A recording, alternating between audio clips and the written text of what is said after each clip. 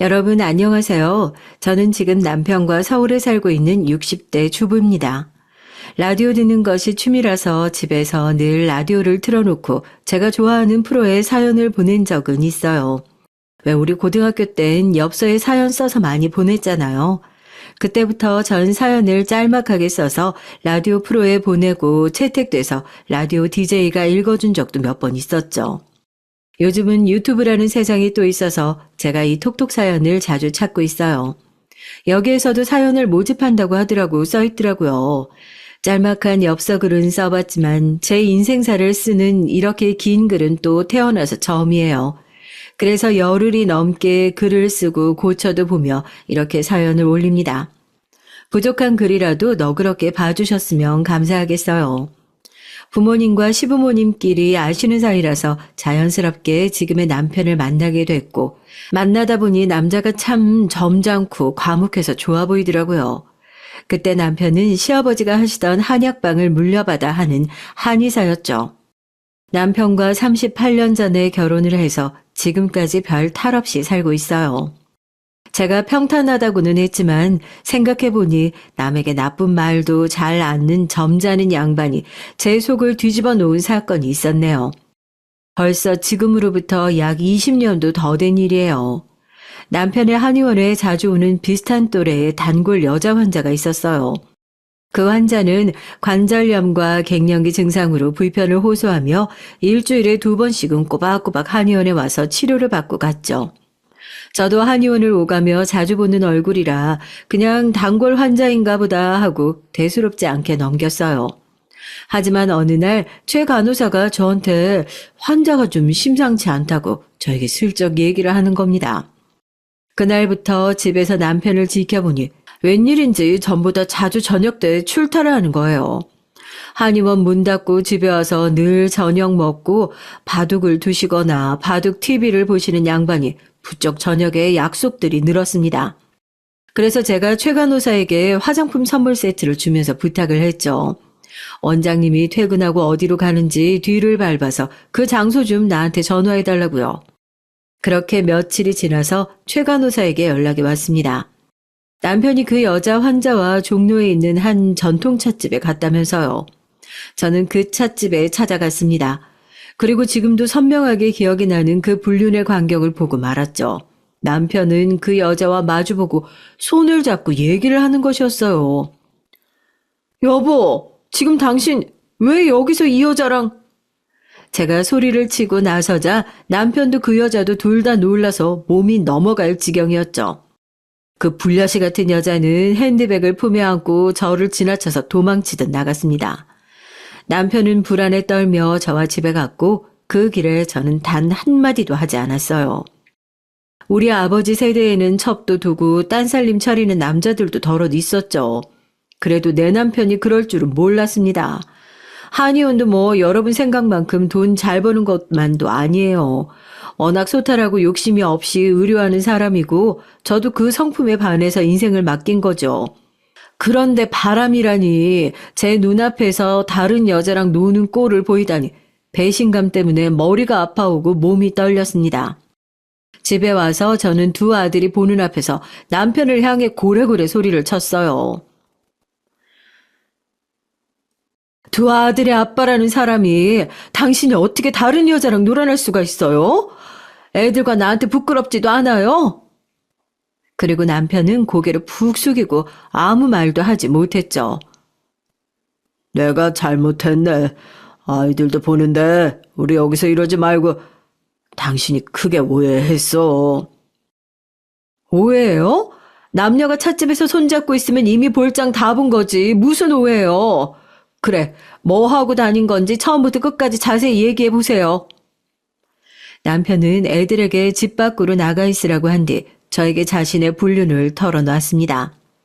여자 환자가 갱년기 증상 등으로 마음의 병을 앓고 있었고 그런 정신적인 부분들도 남편이 의사로서 상담해 주었다고요. 참 불쌍한 여자라고 남편도 바람나서 집을 뛰쳐나가고 애도 시댁에 뺏겨버려 우울해야 한다면서요. 남편이 그 여자를 불쌍해 하다니 정말 기가 막혔습니다. 그럼 그 여자 때문에 내 남편이 바람은 났는데 저는 안 불쌍한가요? 남편은 그저 그 여자와 상담을 해줬을 뿐이래요. 같이 청계산에 한번 가고 찻집에서 얘기하고 식당에서 밥 먹고 정말 그 정도였다고요. 남녀로서 그 이상의 선을 넘지는 않았으니 자신을 믿어달라고 하더라고요. 여러분이 이 상황이라면 남편의 말을 믿으실 건가요? 전 못 믿는다고 생각해왔던 사람입니다. 하지만 막상 제 자신의 일이 되고 보니 안 믿으면 어떻게 하나요? 안 믿으면 내 속은 매일매일 어지럽고 남편은 너무 믿고 한 지붕 아래서 살 수 없는데요. 그래서 바보천치 같지만 남편 말을 믿기로 했습니다. 단 그 여자 환자는 밖에서든 한의원에서든 앞으로 만남도 전화도 안 된다고요. 만약 또 그 여자와 만난다면 그날로 이혼이고 두 아들은 당신에게서 빼앗아 갈 거라고 했습니다. 당시에는 간통죄가 있었으니까 간통죄로 그 여자를 경찰서에 쳐넣을 거라고 했죠. 그렇게 남편의 바람은 끝났고 그 이후로 적어도 제가 알아챌 만큼 남편이 잘못한 적은 없었던 것 같아요. 늙은 지금도 한 번씩 그때가 불쑥 기억이 나서 남편이 너무 미워 꼬집어버리곤 한답니다.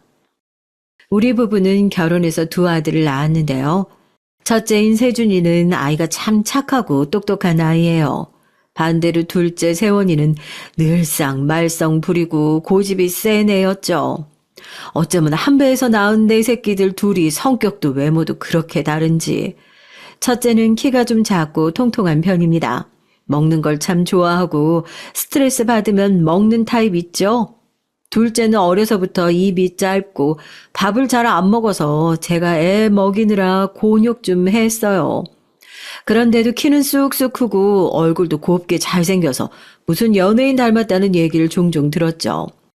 먹는 영양소만 봐도 첫째가 더 커야 하는데 첫째는 성인이 돼서도 키가 170이 될까 말까 했고 둘째는 맨날 라면에 콜라 달고 살았는데 180까지 컸으니 참 알다가도 모를 일입니다. 늘상 제 속을 긁어놓는 놈은 바로 둘째 아들이었어요. 학원 보내놓으면 땡땡이 쳐서 학원 선생님들한테 연락 오는 일은 부지기수였고 학교에서는 친구들 때려서 한 번씩 학교에 불려가야 했고요. 사춘기 때는 또 담배 피우고 친구들과 몰려다니면서 싸움을 하지를 않나 같은 반 친구 때렸다고 해서 정말 학교에 자주 가야만 했습니다. 너무 창피하고 어릴 때는 둘째가 원망스러웠죠. 저는 사랑해주고 엄하게 훈육하며 키웠다고 생각했는데 왜 우리 둘째는 이렇게 비뚤어지게 자라기만 하는 걸까요? 둘째가 고등학생일 때 밤마다 나가서 오토바이 타고 다니며 여자애들 태우고 술도 마신다는 얘기를 듣고는 어떤 날은 집에 온 둘째에게 등짝을 때리면서 화를 냈어요. 너는 왜 허구한 날 그러고 다니니? 응? 제발 형처럼 착실하게 학생답게 살 수는 없어? 너 장래 희망도 미래도 없냔 말이야. 아, 또 형이랑 비교질이시네. 엄마가 사랑하는 첫째 아들은 학교에서 뭐라고 부르는지 알아요? 찐따. 찐따라고요. 형은 뭐 문제 없는 줄 아나? 근데 나만 이 집구석에서 문제야. 아니, 말이 안 통하해, 이씨. 도대체 부모가 혼내도 말귀를 알아먹는 법이 없는 문제아였죠. 경찰서도 이놈 때문에 2번이나 가봤어요. 그래도 고3 때 돼서야 철들었는지 이런 사건 사고 없이 뒤늦게 공부를 해보겠다고 하대요. 공부는 못해도 좋으니까 제발 싸움박질 오토바이는 타고 다니지 말아달라고 빌었던 저는 안도했습니다. 그런데 머리도 그닥인 녀석이 뒤늦게 공부해서 어디 괜찮은 대학교에 갈 수가 없었죠. 이름도 모르는 지방대학교에 입학해서 거기 기숙사에서 자취를 하며 지냈어요. 학창시절 동안 사고치고 다닌 녀석이 먼 도시에서 대학생으로 잘 지낸다는 점에 감사하며 한시름 놨죠. 둘째로 제 속은 문드러졌지만 다행히 저에게는 첫째 아들이 있었습니다. 우리 첫째 아들 세준이는 두뇌가 명석한 아이였어요. 중학교 때 학습센터에 가서 IQ를 재보니 148이나 나왔습니다. 그리고 늘 책을 보기를 좋아하고 아빠와 바둑두는 효심도 있는 조용한 아이였죠. 학교에서는 늘 모범생의 전교권의 성적으로 유명한 학생이었고요. 거기에 심성은 얼마나 착한지 정말 개미나 파리 한 마리도 못 죽일 사람일 거예요. 다른 사람에게 험한 말을 하는 것을 본 적이 없습니다. 욕설을 입에 달고 다니던 둘째와는 너무 달랐죠. 제가 지 동생 때문에 속이 썩어서 한 번씩 울 때는 첫째는 와서 엄마 제가 있잖아요. 제가 동생 목까지 더 잘하고 성공해서 효도할게요. 이렇게 위로를 해줬습니다. 모든 면에서 완벽한 우리 첫째. 하지만 이 아이에게 부족한 것은 외모와 친구였어요. 키가 좀 작은 편이고 통통하다 보니까 외모가 매력적이지 못하죠. 남자는 얼굴이 아니고 능력이야. 네가 능력을 더 쌓고 잘 나가면 외모 따위는 전혀 중요하지 않단다. 봐라, 아빠도 키가 너보다 작은데 너희 엄마처럼 예쁜 부인 얻었지? 이렇게 남편은 세준이를 격려했습니다. 그리고 세준이는 워낙 낯을 가리는 소심한 성격을 갖고 있었어요. 그래서 새학기가 되면 늘 스트레스를 받았고 친구들과 어울려 놀지 못했죠. 밖에서 친구들과 노는 것보다는 집에서 책이나 만화책을 보거나 게임을 하는 취미를 갖고 있었어요. 이런 걱정거리 말고는 늘 우리 집의 자랑이었던 첫째는 정말 공부를 잘했어요. 수능 성적 잘 받고 동대문구에 위치한 대학교에 치의학과 전공으로 입학을 하게 됐습니다. 치과대학은 6년 과정으로 좀 길어요. 세준이는 치과대학에서도 열심히 공부를 했습니다. 여느 대학생들처럼 놀러 다니고 연애하고 술 먹고 그런 모습은 별로 보지를 못했고요. 엄마인 저는 걱정이 돼서 미팅 좀 해보라고 말했더니 이러는 겁니다. 엄마, 저 1학년 때 미팅 나가봤어요. 상대는 2대 여자애들이었거든요. 근데 그중 한 여자애가 저한테 어머, 만화책에서 보던 딱 오타쿠처럼 생겼네? 하고 놀리더니 거기 나온 여자애들 우리 과 친구들이 다 저를 무시하고 놀려대는 거예요. 난 똑똑하고 멀쩡한데 그런 멍청한 것들한테 왜 놀림을 받아야 해? 나 이제 그딴 거 안 해요. 여자 만나는 게 뭐 중요하다고. 우리 세준이는 잔뜩 눌린 짧은 머리에 뱅글뱅글 안경 쓰고 다니는 키가 작고 뚱뚱한 모습이니까 외모가 중요한 젊은 애들한테는 그것도 놀림감이 되는가 봅니다. 하지만 우리 세준이는 국시원에서 치과의사 국가시험도 한 번에 패스한 능력자예요. 보건복지부 장관의 치과의사 면허증을 따낸 것이죠. 이후에 대한민국 남자라면 해야 할 군 복무를 공중보건의사로 했어요. 세준이 세원이가 어릴 때부터 다니던 서울치과라고 있는데요. 거기 의사 선생님이 어린 세준이한테 넌 똑똑하니까 꼭 좋은 의사 되라. 나중에 의사 돼서 내 밑으로 오면 잘 가르쳐주겠다 하면서 의사의 꿈을 심어준 분이죠. 세준이가 군복무를 마치고 종합병원에 전문의로 갈지 개원할지 고민을 하더니 아빠 엄마 저 서울치과에서 페이닥터로 일할래요. 거기에서 잘 배우고 나중에 개원하면 좋지 않겠어요? 이렇게 자신의 진로를 결정하더라고요. 전 더 바랄 게 없었죠. 안정적이고 연봉도 높은 치과 의사를 하게 됐고 믿을 만한 치과에서 일한다는 것도 좋았고요. 세준이는 나름 동네에서 소문난 서울치과에서 치과 의사로 일하고 저축도 하고 안정적인 생활을 하기 시작했습니다. 가끔 치과에 오시는 분들이 직업도 좋은데 왜 총각이냐며 세준이에게 소개팅을 해주겠다고 나서기도 했죠. 하지만 세준이는 연애에 대해 좋은 추억이 없는지 진짜 여자가 무서운지 도통 여자랑 데이트를 하질 않더라고요. 30대가 된 아들이 저렇게 일만 하다가 혼자 늙어 죽는 건 아닌지 늘 걱정이었어요. 하지만 그것도 잠시인지 세준이는 결혼을 하게 됩니다. 여기에 숨어있는 많은 얘기가 있으니 그에 대해서는 잠시 뒤에 펼쳐볼게요. 말썽꾸러기였던 우리 둘째 세원이는 커서 어떻게 됐냐고요? 지방대에 보내놓고 뭐하고 사는지 자세히는 몰라도 어떻게 졸업은 무사히 하더군요. 그리고 경찰서에 불려간다거나 그런 사고도 없어서 남편과 저는 이놈이 철이 든 모양이라고 안심하고 있었죠. 대학교를 졸업하고 취직 준비를 하겠다며 서울집에 들어와서 같이 살고 있는데 가만 보니까 이놈이 하고 다니는 게 뭔지 궁금해지더라고요. 그도 그럴 것이 취직 준비한다는 애가 남들처럼 토익이나 자격증 공부를 하는 것도 아니고 이력서나 면접으로 바빠 보이지도 않았습니다. 태평하게 오전 11시는 돼서야 일어나서 씻고 밥 먹고 운동을 하고 집에 와요. 그렇게 좀 있다가 저녁쯤 되면 매일같이 나가는 겁니다. 둘째가 대학교에 간 뒤 등록금은 입금해줬어도 용돈 달라고 보채는 일이 없던 걸 보면 늘상 아르바이트 하면서 돈을 버는 모양이라고 생각했죠.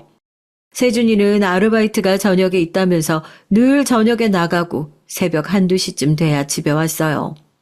그리고 잘생긴 외모만큼이나 패션에도 관심이 많아서 머리 매만지고 몸도 관리하고 외출 때마다 옷을 신경 쓰는 것이 무슨 모델처럼 하고 다니는 거죠.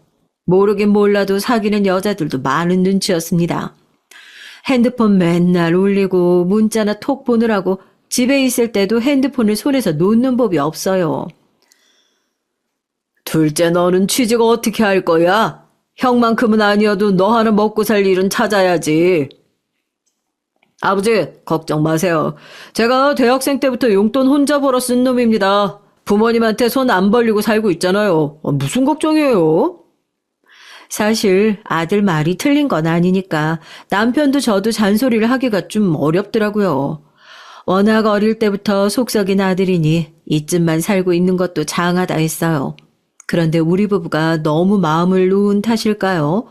나중에 알고 보니까 세원이 이놈이 제비처럼 살고 있는 거예요.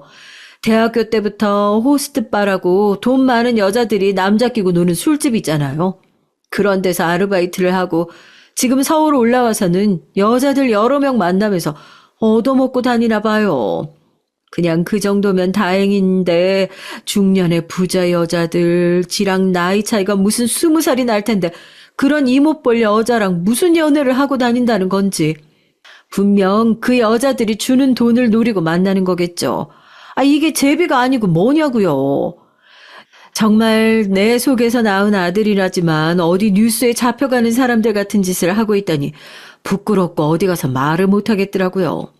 이 사실을 알아채고 남편은 저보다 더 화가 나고 실망이 돼서 그날 처음으로 매를 들었습니다. 세원이가 어릴 때 그렇게 사고치고 다녀도 호통치고 혼내긴 해도 매를 든 적은 없었어요. 그런데 다 큰 아들에게 골프채로 엉덩이를 몇 대 때리는 모습 처음 봤어요. 맞은 세원이도 목격한 저도 정말 놀랄 일이었어요. 그렇게 화내다가 그만 남편은 뒷목을 잡고 넘어가는 게 아닙니까? 급하게 앰뷸런스를 불러서 병원 응급실로 갔죠. 남편은 높은 혈압과 스트레스로 뇌경색이 왔다는 진단을 받게 됐어요. 그리고 세원이는 자신 때문에 아빠가 쓰러지는 모습을 보고 병원에서 내내 아빠 옆을 떠날 줄 몰랐습니다. 저에게 집으로 갔다 오라고 보내면서도 자기는 계속 아빠 옆을 지켰죠. 남편은 병원에서 일주일 정도 뒤에 퇴원할 수 있었습니다. 그리고 앞으로 뇌경색 또는 뇌출혈이 나타날 수 있으니까 스트레스에 각별히 조심해야 한다는 담당 의사의 얘기를 들었고요. 그런데 웬일인지 그날부터 우리 아들 세원이는 조금씩 달라졌어요. 누가 시키지도 않았는데 아빠가 회복하는 동안 나가지 못한 한의원에 자기가 가서 청소도 하고 환자 전화도 받았죠. 남편이 건강을 찾고 한의원에 나가자 아빠 앞에서 이렇게 선언을 했습니다. 저도 이제 떳떳하게 살아볼게요. 아빠, 저 걱정 마시고 이제 건강만 하세요. 저는 세상 어떤 금과 돈을 준다고 해도 그날과 바꾸지 않을 거예요. 이제야 우리 아들의 정신을 차렸구나. 정말 감사한 일이 아닐 수 없었죠. 물론 세원이가 그렇다고 여자들 만나는 것도 딱 끊고 무슨 고시 공부를 하고 성공했다는 얘기는 아닙니다. 적어도 돈 때문에 만나던 여자들과 관계를 끊고 그냥 자기가 좋아서 만나는 또래의 연애는 하더라고요. 그게 무슨 흠인가요? 그리고 지방대 출신에 딱히 기술이 있는 것도 아닌 아들이 일자를 찾는 게 쉽지 않았죠. 그래서 세원이는 당분간 아빠 한의원에서 상담 데스크를 맡기로 했어요. 워낙 호감형 외모에 말솜씨도 좋아서 찾아오는 환자들에게 인기 만점이었습니다. 잘생기고 볼 일이에요. 어린아이부터 할머니까지 다들 좋아하세요. 사실 남편의 한의원은 선대부터 내려온 자리에서 별로 바꾸지도 않고 이어온 곳이라 요즘 다른 한의원과 달리 낡고 작은 느낌이었죠. 남편은 병을 고치는데 가게가 뭐 중요하냐는 철학을 갖고 있어서였죠. 하지만 세원이는 그런 남편을 계속 설득했습니다. 아빠, 요즘 세상은 보이는 것이 중요해요. 환자분들도 이왕이면 깨끗하고 이쁜 병원에서 치료받으면 마음까지 밝아질걸요? 제 말 믿고 한번 리모델링 하세요. 결국 세원이의 말에 설득당해버린 남편은 한 달 동안 한의원 문을 닫고 건물 리모델링을 했어요. 그리고 그 리모델링을 나서서 주도하는 사람은 우리 아들 세원이었죠. 그간 둘째를 키우며 감내한 아픔과 수고를 보상받는 기분이었습니다. 든든하게 아빠와 한의원을 이끌어가는 모습에 너무나도 기뻤죠. 솔직히 첫째가 치과대학에 붙었을 때보다 더 감동했어요. 한의원을 문 닫는 기간 동안 처음으로 남편과 유럽 여행도 갈 수 있었고요.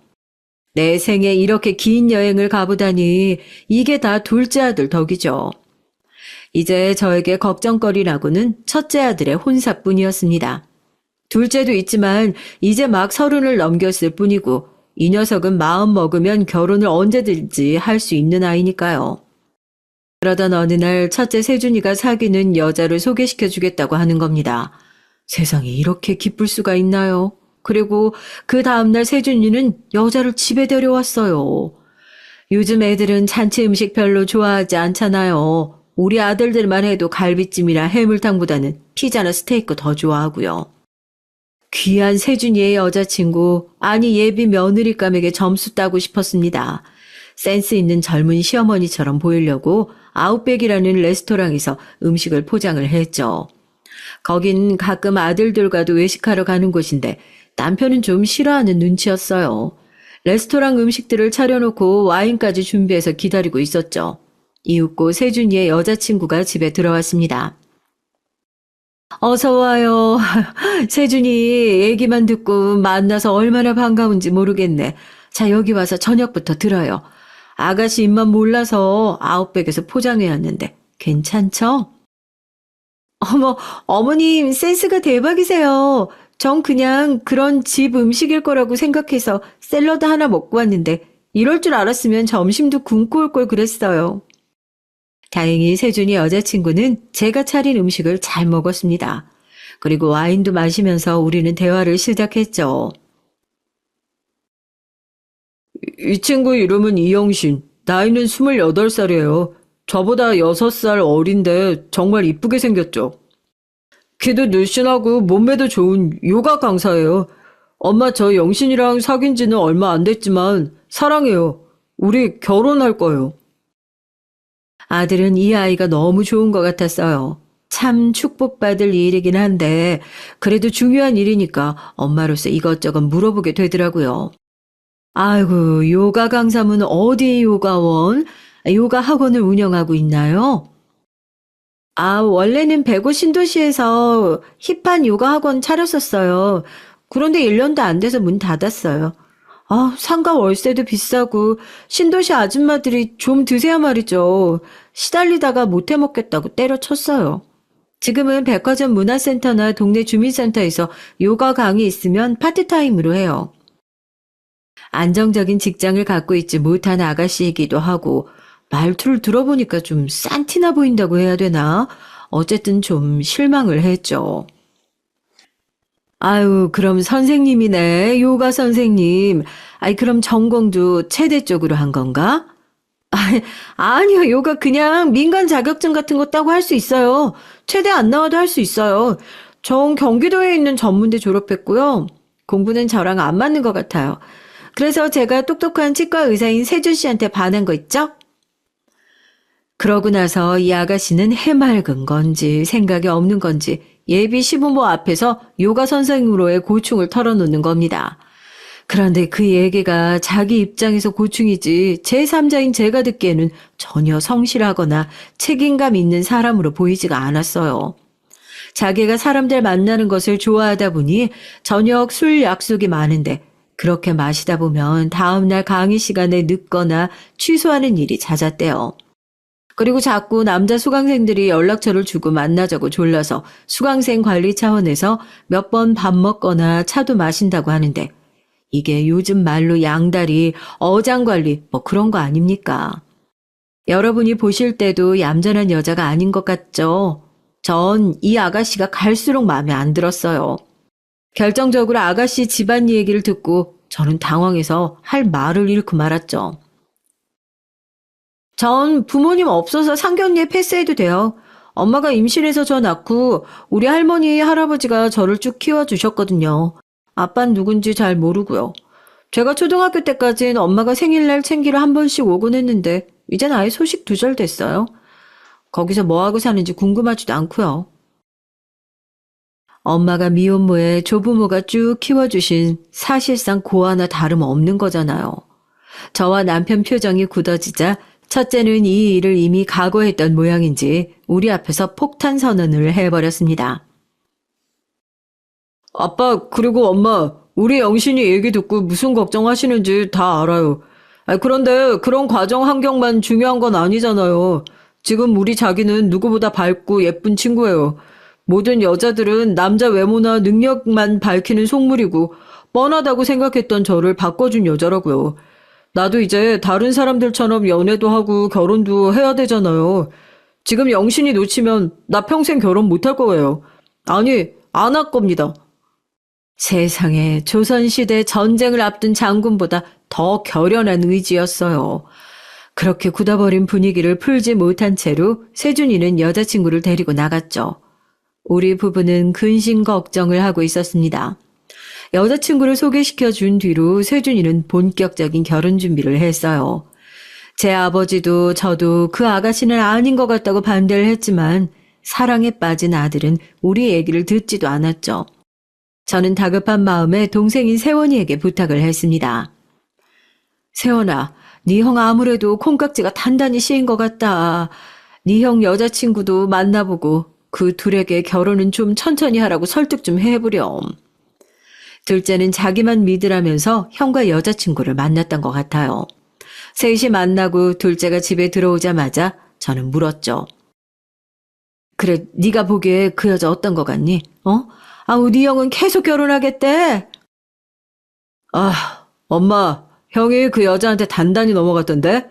듣바람이 무섭다더니 여자도 별로 만나본 적 없는 쑥맥인 형이 어리고 예쁜 아가씨가 먼저 다가와서 꼬시니까 안 넘어갈 수가 있나 뭐.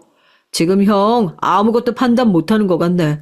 엄마 그거 알아요? 그 여자애가 형 치과 다닌 지 몇 년 됐는데 어느 날 갑자기 형한테 잘해주고 핸드폰 번호도 주고 꼬신 거.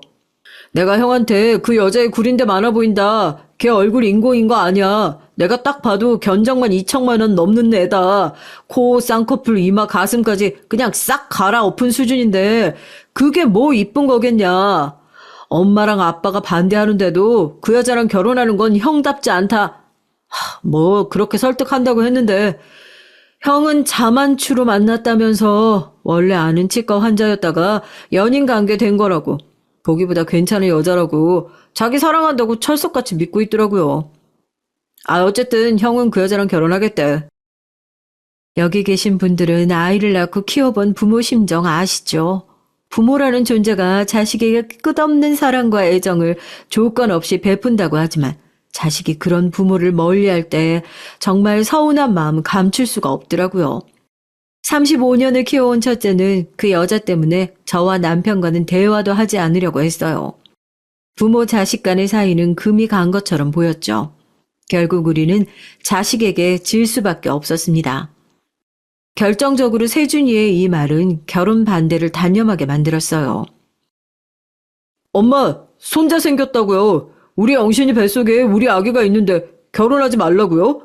내 핏줄이 있는데 어떻게 그래요? 엄마가 마음 좀 돌려주세요. 세준이는 며느리와 5개월 만에 결혼식을 올렸습니다. 상견례 자리도 생략할 수밖에 없는 것이 며느리는 사실상 고아나 다름없었어요. 키워주신 조부모님은 돌아가신 이후였고 연락을 하거나 만날 만한 친척 어른도 안 계신다면서 상견례 하지 말자고 하더라고요. 이렇게 결혼을 하는 법도 있나 참 어이가 없었습니다. 그렇지만 어쩌겠어요. 세준이는 치과 의사로 4년 정도 일하면서 모은 돈이 꽤 있었거든요. 그래서 치과 주변에 괜찮은 새 아파트 전세금 5억은 자기가 내겠다고 했죠. 부모 입장에서 첫 아들이 결혼한다는데 그래도 자가로 살게 하고 싶어서 우리가 4억을 보탰죠. 그렇지만 며느리라는 애는 정말 결혼하면서 거의 자기 돈 들이지 않는 것 같더라고요. 혼수는 어떻게 하고 있냐고 하니까 원래 자기가 쓰던 것도 있고 아파트에 옵션이 많아서 살 것이 많지 않다면서 결혼하고 천천히 사겠다고 하더군요. 그 말이 무슨 말이겠어요. 지 돈 들여 혼수 안 하고 우리 아들이 버는 돈으로 가전이며 가구도 사겠다는 뜻 아닙니까? 신혼집은 처음에는 안방 침대랑 지가 쓰던 화장대 그리고 거실에 TV 정도만 갖추고 결혼하더니 매달 하나씩 가구도 사드리고 가전제품도 바꾸고 결혼한 지 1년도 채 안 돼서 모든 가전제품과 가구를 최고급으로 꾸미더라고요. 다 내 아들 돈으로 말이죠. 결혼하면서 그 아이한테 받은 거라고는 우리 한복과 세준이 세원이 양복이 전부였어요. 아들 자식 결혼시키면서 장사할 마음 추워도 없습니다. 하지만 우리는 10억 가까이 돈을 쓰면서 지는 한 300만 원이나 썼을까요? 조건도 별로인 며느리가 정말 이기적인 것만 같아서 볼수록 정이 안 들었어요. 그런데 더 심각한 건 이 영악한 것이 남편을 비롯해서 우리 가족 모두 속이고 만 겁니다. 속도 위반으로 임신한 것 같다고 말해서 신혼여행은 출산 이후에 다녀오는 게 좋지 않겠냐고 하니까 사실 상상이 임신이었다면서 말을 바꾸는 게 아니겠어요. 어떻게 생겨먹은 아이길래 이런 일로 거짓말을 할 수 있는 걸까요? 그저 아들 가진 죄, 자식이 저지르는 실수로 이렇게 고통을 받는구나 싶어서 겨우 한을 사귀면서 지냈습니다. 그리고 아이는 결혼도 했으니까 차차 갔겠죠. 이렇게 생각하고 넘어갈 도리밖에 없었어요. 하지만 아들 며느리 부부는 결혼한 지 2년이 다 되어가도록 아기를 갖지 않았어요. 시어머니라고 간섭한다고 싫어할까봐 아이를 빨리 가지라고 강요할 수도 없었죠. 제 아들 나이가 37이나 되고 며느리도 31살이나 됐으니 이세를 빨리 가져야 하지 않을까 노심초사한 마음이었습니다. 그런데 말이죠. 되먹지 않은 며느리가 집안에 큰 분란을 일으킨 사건이 생겼어요. 그때가 돼서야 애들이 아이를 낳지 않은 것을 아주 다행으로 여기게 됐죠. 이제 그 엄청난 사건을 말씀드릴게요. 남편의 생일이었던 1월 어느 날이었습니다. 첫째 부부와 둘째 아들이 남편의 생일 축하를 해주기 위해 토요일 저녁에 우리 집에 왔어요. 애들은 각자 자신들이 준비한 선물을 아버지에게 주고 남편은 흐뭇한 미소를 띠며 좋아했죠. 저는 미리 준비한 출장 뷔페 음식을 다이닝룸에 세팅하고 있었고요. 며느리가 온 뒤로는 같이 음식을 접시에 담고 술을 준비하는 등 생일 잔치를 함께 준비했어요. 남편이 기분 좋은 나머지 선물로 받았던 발렌타인 30년산을 개봉하자 아들들과 며느리가 탄성을 지르며 맛있게 술을 마시기 시작했습니다. 맛있는 음식과 술을 먹고 얘기를 하며 분위기가 참 좋았죠. 그래서였을까요? 다들 만취해버린 거예요. 그중 술을 좋아하지 않는 저를 빼고는 모두들 많이 취한 상태였습니다. 특히 첫째는 몸을 가누지 못하고 잠이 들어버리는 바람에 하는 수 없이 우리 집에서 재워야 할 정도였어요. 둘째 아들과 며느리도 많이 취해 보였지만 기분이 좋은지 술을 더 마시고 싶다고 난리였죠. 많이 놀아봤던 녀석들이라 그런지 체력이 보통이 아니다 싶었어요. 며느리는 자기 집에 가서 자겠다고 하고 일어섰습니다. 그리고 시동생인 둘째 아들도 자기 차로 같이 가자고 말하더군요. 저는 그렇게 만취해서 어떻게 운전해서 가냐고 말렸죠. 그런데도 이 생각 없는 며느리는 자기가 괜찮다며 운전해서 가겠다고 고집을 부리는 게 아니겠어요. 하는 수 없이 저는 대리기사를 불렀습니다. 그렇게 대리기사가 모는 차를 타고 며느리와 둘째 아들은 떠났습니다. 그저 남편의 생일날 다들 기분 좋고 거하게 놀았던 좋은 하루였구나 하고 다음 날을 맞았어요. 오후쯤 모르는 번호로 전화가 울려서 받았습니다. 그 전화는 어제 제가 부른 대리기사인 것 같았어요. 의아했지만 대리기사가 어제 대리비도 못 받고 왔다면서 제게 잠깐 볼 수 있냐고 하는 겁니다.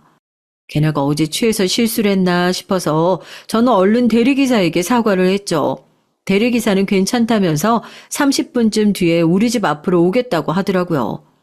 목소리나 말하는 모양새가 괜찮은 사람 같아서 저는 집으로 오면 대리비를 주겠다고 오시라고 했죠. 초인종을 누르고 집 안으로 들어선 30대 60대 우리 첫째와 나이가 비슷해 보이는 남자가 집에 와서 커피와 함께 대리비를 봉투에 넣어 주었습니다. 감사합니다, 사모님.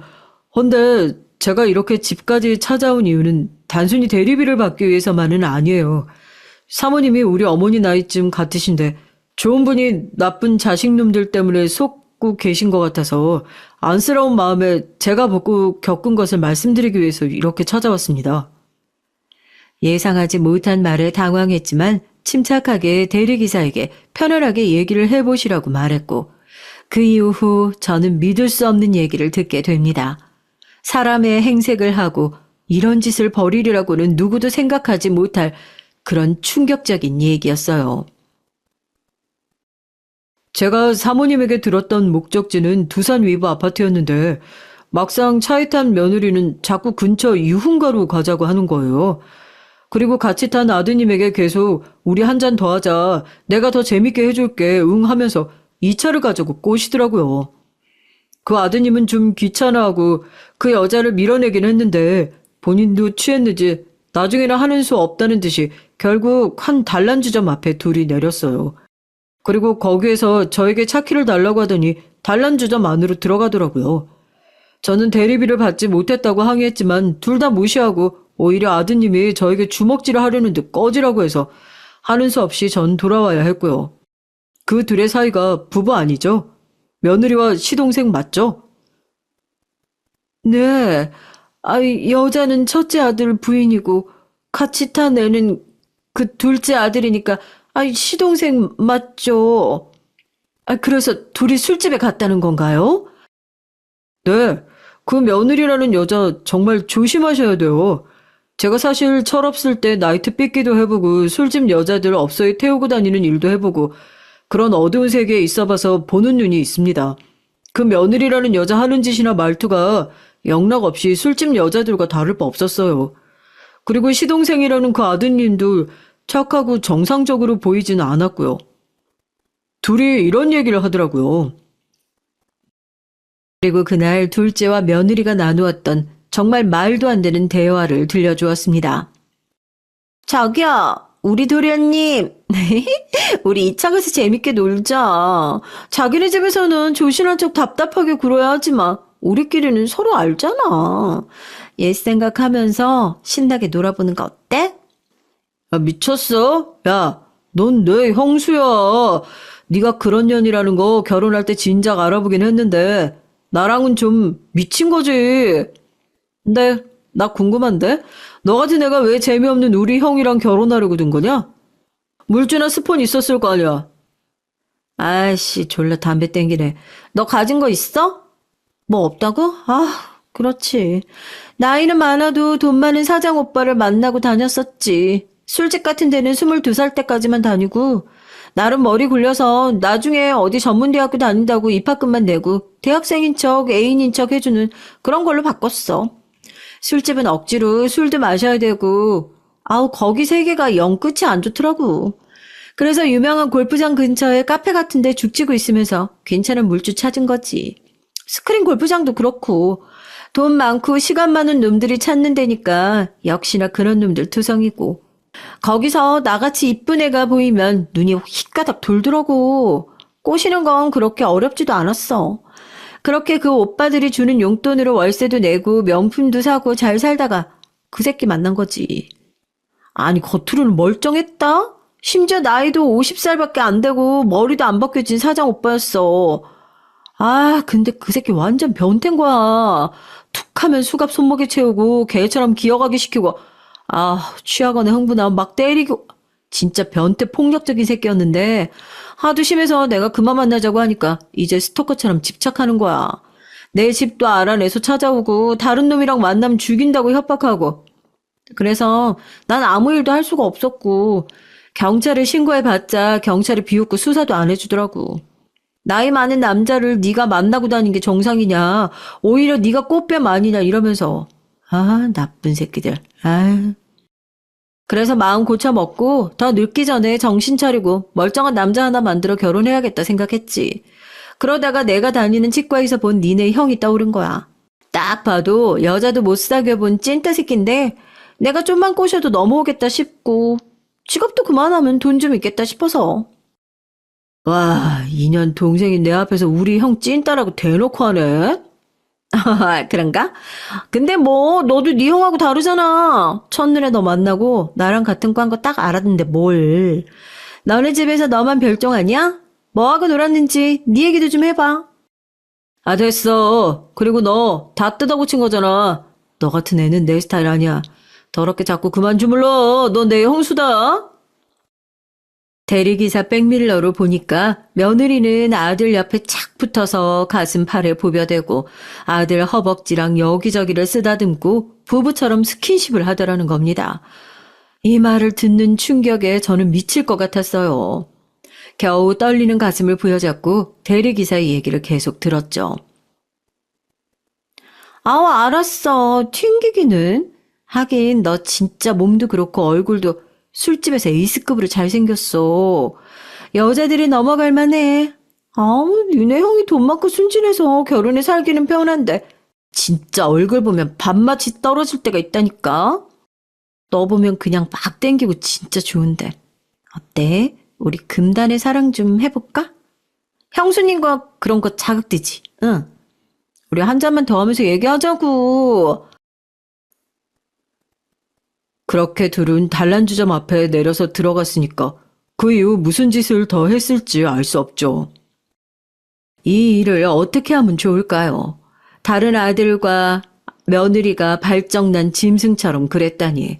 그리고 그 며느리라는 계집이 그런 목적을 갖고 우리 순진한 첫째를 꼬드겨서 결혼까지 시키고야 말았으니 이를 어쩌면 좋단 말입니까? 저는 대리기사의 말에 충격을 먹고 그 앞에서 체면도 있고 꺽꺽대고 울었어요.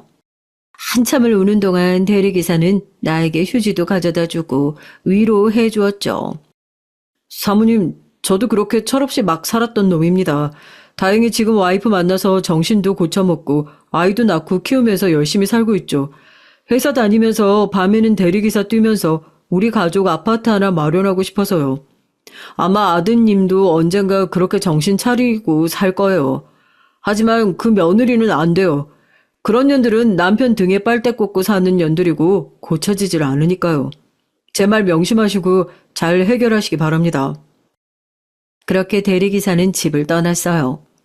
저는 바로 전화를 걸어서 둘째 세원이를 불렀죠. 그리고 집에 온 세원이에게 내가 들은 일들이 사실인지 다그쳤습니다. 세원이는 부끄럽고 미안해하며 사실이라고 실토를 했어요. 저는 주먹으로 가슴을 쳐대면서 이놈아 네가 동생인데 그러면 안 되지. 어찌 사람이 그러냐 하고 혼을 냈습니다. 아, 잘못했다고요, 엄마. 근데 걔랑 아니 형수랑 그냥 술만 마시고 헤어졌어. 엄마가 생각하는 그런 선 안 넘었다고. 아, 나 진짜 걔는 내 타입도 아니고 그냥 술김에 취해서 여자애가 달라붙으니까 적당히 논 것뿐이야. 거기서 내가 걔랑 자면 완전 개막장 되고 나 걔 아들 되겠지. 나도 그 정도는 생각하고 사는 놈이라고요. 걔는 나랑 자고 싶어 한 게 사실인데 술만 먹고 걔 형 집에 보내고 난 내 집에 와서 잤다고. 좀 믿어봐. 정말이야? 그럼 진짜 너네 그 선은 지킨 거지? 앞으로 그냥 만나지 마. 내가 그 며느리라는 그거한테 가서 따져야겠다. 아들은 진심인 듯 억울해했고 저는 아들의 말을 믿을 수밖에 없었죠. 그런데 그때의 일이었습니다. 아들과 저의 대화를 남편이 듣고야 만 거죠. 지금 무슨 얘기들이야? 뭐? 형수랑 자? 남편은 청천벽력 같은 소리에 뒷목을 또 잡았어요. 과거의 일처럼 이 양반이 쓰러질까봐 저랑 세원이는 걱정이 됐습니다. 다행히 남편은 무사했지만 차가운 물 한 컵을 들이키고는 우리에게 다 털어놓으라고 심각하게 나왔어요. 어쩔 수 없이 제가 알게 된 그날의 일을 남편은 다 듣게 됐고 이런 집안 말아먹을 이게 사람인가? 우리 부부는 세원이를 데리고 세준이의 집으로 향했어요. 마침 집에는 며느리가 있었고 우리에게 현관문을 열어주자마자 저는 며느리 뺨을 한 대 휘어 갈겼습니다. 저도 모르게 손이 나가더라고요. 이게 뭐 하는 짓이에요? 갑자기 맞아서 놀란 며느리는 저에게 소리를 쳤죠. 그리고 남편도 며느리의 머리통을 한 대 세게 쳤습니다. 며느리는 점잖은 시부모가 갑자기 이렇게 화를 내자 사태가 파악이 되었는지 둘째 세원이와 우리를 번갈아 보더니 빌기 시작했어요. 그날 일은 오해예요. 우리 같이 앉았어요. 술만 마시고 와서 내 집에 왔는데요. 그게 무슨 소리야? 당신이 누구랑 자? 내 동생이랑? 그때 신혼집 안방 안에서 첫째 세준이가 나왔죠. 우리는 세준이가 집에 있었는지는 꿈에도 몰랐기 때문에 너무 당황스러웠습니다. 하지만 이렇게 된 마당에 차라리 첫째도 자기 아내의 실체를 파악하고 갈라서는 게 맞겠다는 생각이 들었죠. 우리는 첫째에게 그날의 일을 모조리 얘기해줬습니다. 아휴, 불쌍한 내 첫째 아들은요. 도저히 믿을 수 없다는 굳은 표정을 하고 그대로 집을 나가버렸어요. 그러자 며느리는 안 되겠던지 악다구니를 쓰더군요. 진짜 보자 하니까 이 노인네들이. 당신 둘째 아들이랑 앉았다니까. 왜 억울하게 이래? 본색을 드러내고 우리에게 공격적으로 나서는 며느리의 꼴을 보고 둘째는 눈이 돌아서 며느리의 어깨를 잡고 흔들어 댔어요. 이런 개 같은 년이 우리 부모님한테 무슨 짓이야? 네가 어떤 년인지 내가 다 알지. 걸레 같은 게 우리 형을 퐁퐁나무로 만들어서 벗겨먹으려고 해? 그냥 지나치려고 했는데 내가 다 증언할 거야. 너 우리 집 돈 한 푼도 못 받고 쫓겨날 줄 알아? 그리고 우리는 버티는 며느리를 나가라며 신혼집에서 쫓아냈습니다. 신고 있던 신발과 핸드폰만 갖고 며느리는 쫓겨났고 아파트 현관 비밀번호도 바꿔버려서 아예 못 들어오게 만들었어요. 며느리는 오갈 데 없고 돈도 없으니 자기 남편에게 계속 전화를 해야 되겠죠. 하지만 충격을 먹은 우리 첫째는 잠수를 타버렸습니다. 그날로 치과에 휴직서를 내고는 여행을 떠나버린 거예요. 그리고 출국하는 날 저에게 이렇게 문자를 보냈습니다. 엄마, 이 불효자를 용서해 주세요. 처음 봤을 때부터 영신이가 어떤 애인지 아셨던 거죠. 그래서 결혼을 반대하셨던 건데 전 그것도 모르고 아빠 엄마를 무시하고 결혼을 강행했나요. 전 이제 여자도 사람도 무서워서 아무것도 못할 것 같아요. 머리를 식히고 나서 돌아올게요. 그리고 영신이에게 이혼 합의서 보냈어요. 걔가 사인만 하면 이혼하는 거예요. 이렇게밖에 안 되는 아들이라서 죄송합니다. 반성하고 돌아올게요. 하지만 며느리, 그 더러운 것은 쉽게 내 아들을 놓아주지 않았습니다. 남편이 잠수를 타버리자 이제는 동생인 세원이 그리고 저와 남편에게까지 찾아와서 사정을 하는 거예요. 제가 다 잘못했어요. 그런데 저 이제 새 사람 돼서 세준 씨 아내로 며느리로 잘 살고 있었잖아요. 용서해 주세요. 이제 또 아기를 가질 참이었거든요. 아기 낳고 앞으로 잘 살게요. 너 같은 애 말을 뭘로 믿니? 귀찮게 굴지 말고 내 아들에게 연락하지도 말고 그냥 조용히 이혼하고 떠나. 뭐? 그래, 이혼해줄게. 근데 맨입으로는 못해. 아파트도 반으로 갈라. 5억 주면 이혼해서 도장 찍을 테니까 얼른 마련해놔. 천한 것이 이렇게 태도를 돌변하면서 겁을 주는 거예요. 그때 같이 있던 둘째가 험악한 인상을 쓰고 며느리에게 말했습니다. 야, 너 나한테 혼나볼래? 우리 엄마한테 어디 협박이야. 5억? 결혼할 때 빈털터리였던 년이 무슨 5억 타령이야. 참나. 야, 자꾸 돈 뜯어낼 거나 지저분하게 굴면 나 여자라도 치는 놈이다. 너 어디 하나 병신 만들어버릴 거야. 아니, 그 고친 얼굴 아작내버릴 거니까. 그러자 며느리는 무서워서 그대로 내빼버렸어요. 그리고 한참 뒤에 이혼 합의서에 지 도장을 찍어서 등기로 보냈더라고요. 불쌍한 내 첫째 아들은 그렇게 여행을 떠나버리고는 한 달 만에 돌아왔습니다. 저는 집에 돌아온 세준이를 아무 말 없이 꼭 안아줬죠. 그리고 남편과 세원이도 첫째를 반갑게 맞았죠. 걱정과 달리 여행을 다녀온 첫째는 좋아진 모습이었어요. 그동안 유럽, 아프리카 등을 다니면서 치과 의료 봉사도 하고 자유롭게 이곳저곳 돌아다니면서 인생을 대하는 태도가 바뀌었다고 해요. 표정도 전과 달리 자신감 넘친 모습이었고요. 이혼의 아픔을 극복하고 치과 일을 열심히 하고 의료 봉사도 하면서 사람들과 교류도 하고 지금도 잘 살고 있어요. 첫째는 신혼집 아파트를 처분하고 자기 돈 5억을 갖고 그리고 우리가 빌려준 돈에 차익 1억을 보태서 5억을 돌려줬습니다. 그리고 며칠 뒤에 저는 대리기사님에게 연락을 해서 만나게 됐죠. 대리기사님이 아니었으면 우리 그 못된 년에게 평생 속고 살았을 거 아니에요. 괜히 부부 사이에 아이가 생겼으면 그걸 빌미로 이혼도 못하거나 이혼하더라도 재산 분할 등 어떻게든 돈을 뜯어냈을 겁니다. 감사의 마음으로 이 돈 드리니까 가족들과 살집 마련할 때 보태세요. 그리고 지금처럼 자식도 잘 키우고 열심히 살아보세요. 그리고 저는 수표 1억이 든 봉투를 대리기사님께 전해드렸어요. 돈을 받은 대리기사는 자기가 고아와 다름없이 불우한 환경 속에서 그렇게 살았는데 이렇게 엄마처럼 잘해주신다며 너무 고마워했습니다. 그리고 이후에도 필요한 일이 있을 때는 언제든 자기에게 연락해달라고 하였죠. 이렇게 우리 집에 어지럽고 불행했던 일이 다행히 잘 마무리됐어요.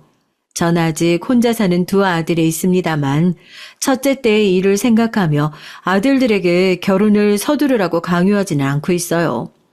좋은 사람이 나타나면 결혼을 하고 그렇지 않으면 자기 일을 하면서 혼자 살아도 좋다라고요.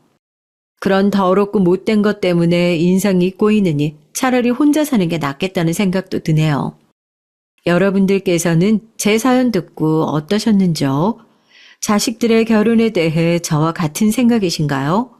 저보다 더 오래 사시고 현명한 분들이 많으실 테니 조언이 있으시다면 댓글로 남겨주시면 큰 도움이 되겠습니다. 그럼 전 이제 제 얘기는 여기서 마쳐보려고 해요. 모두 평안한 하루 되시길 바랍니다. 안녕하세요. 저는 40대 초반 여자입니다. 저는 지금 남편과 딸 하나, 아들 하나를 둔 가정의 엄마이자 아내예요. 사실 그보다 더 좋아하는 제 위치는 다름 아닌 저희 시어머니의 며느리라는 겁니다. 많은 분들이 제 이 말을 들으시면 어떻게 그럴 수가 있냐고 이해하지 못하실 거예요. 하지만 제 얘기를 들으시면 왜 그런지 아실 수 있을 겁니다. 그러려면 먼저 제가 자란 환경부터 얘기를 해야겠네요. 전 어린 시절을 딱히 행복하게 보낸 편이 아니었어요. 고아원에서 자랐거든요. 언제 어떻게 버려졌는지도 기억나지 않을 만큼 어린 시절에 버려져서 고아원 밖의 삶을 살아본 적이 없어요. 그 안에서 먹고 자고 배웠습니다. 행복하진 않았지만 그렇다고 불행하다 생각한 적은 없었어요. 그 안에서 모두 친절했고 저도 저를 버린 부모를 굳이 알고 싶지 않았으니까요. 하지만 고아원에서 만 17 이후에는 지낼 수 없는 규정이 있었어요.